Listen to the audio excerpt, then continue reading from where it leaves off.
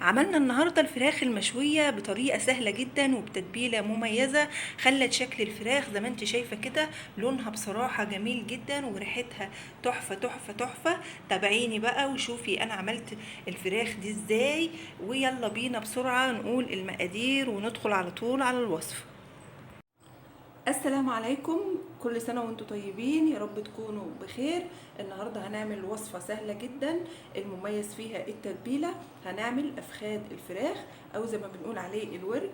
التتبيلة النهاردة سهلة جدا. معانا بقى التوابل: معلقة ملح، معلقة كزبرة، معلقة نعناع مجفف، معلقة فلفل احمر، معلقة بابريكا، معلقة توم باودر، معلقة بصل باودر، ومعلقة جنزبيل وزيت وحبهان وقرنفل، ومعانا كمان ليمون.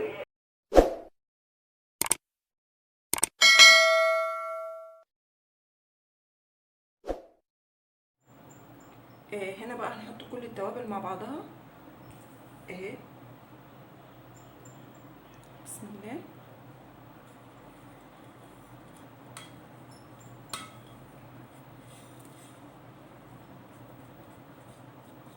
التتبيله دي جميله جدا في المشويات، بتبقى حلوه قوي.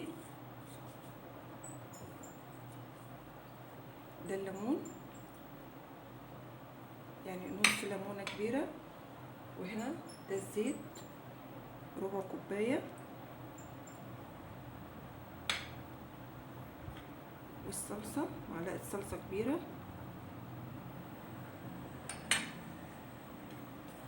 والزبادي معلقتين.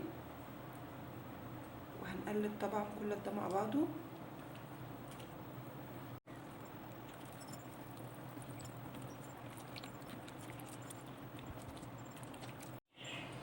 كده خلاص انا قلبت كل المكونات مع بعضها زي ما انتم شايفين. اللون تحفه جدا، بصوا حلو قوي. طبعا هنا انا شلت كل الجلد اللي على الورك زي ما انتم شايفين كده، وعملت فتحات كده بالشكل ده. احنا اصلا كده كده بنرمي الجلد بتاع الفراخ، فالطريقه دي جميله جدا، جربوها. ان انت تشيل الجلد اصلا ده مش مفيد، فبنشيله. هنا بقى هبتدي اتبل بالتتبيله دي كده كل الفراخ. بصوا شكلها حلو ازاي.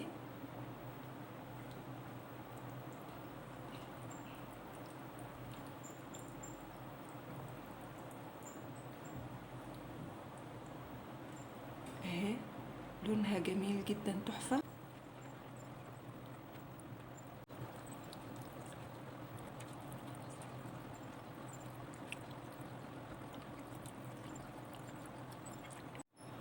هنا بعد ما تبلتها هبتدي اغطيها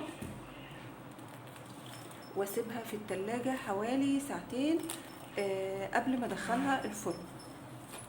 بعد ما فات ساعتين هبتدي ارصها في الصينيه كده. شايفين اللون جميل جدا جدا، تحفه.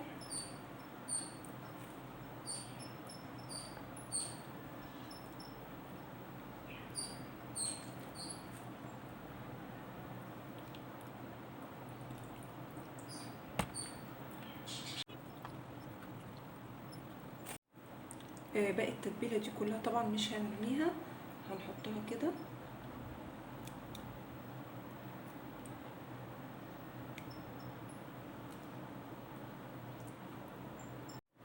هنا بقى معايا طماطم وفلفل، هبتدي اخد الطماطم احطها كده.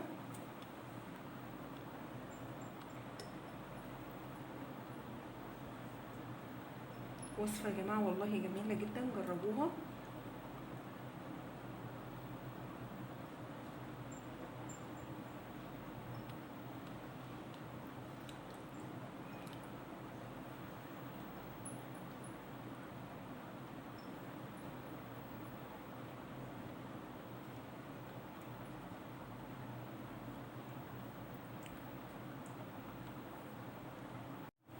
هنا بعد ما خلصنا شايفين شكلها يفتح النفس من غير ما تدخل الفرن ولا حاجه، هي جميله جدا. والتتبيله يا جماعه دي انا بعتمدها على طول، جميله جدا في كل المشويات، حلوه قوي. هنيجي بقى نعمل ايه؟ هنغطي الصينيه. هجيب هنا ورق زبده،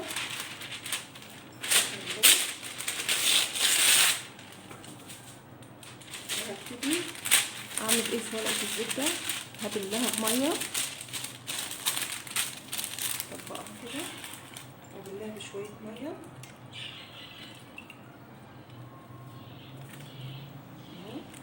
وابتدي اغطي الصينيه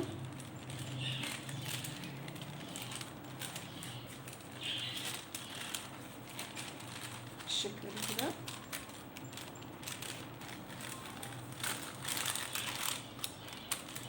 احط ورق الفويل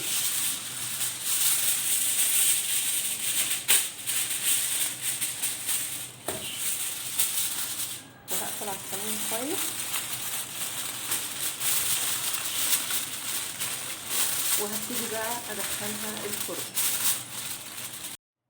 هنا الصينيه بعد ما طلعت من الفرن، ودي يا جماعه شكل الفراخ بتاعتنا بعد ما طلعت من الفرن. لونها جميل جدا زي ما انتم شايفين، وريحتها طبعا تحفه جدا. جربوها وان شاء الله تعجبكم. ما تنسوش بقى تحطوا لايك وتشتركوا في القناه لو انتوا اول مره تشوفوني، وبشكركم جدا جدا، واشوفكم ان شاء الله بكره في فيديو جديد. والسلام عليكم ورحمه الله وبركاته.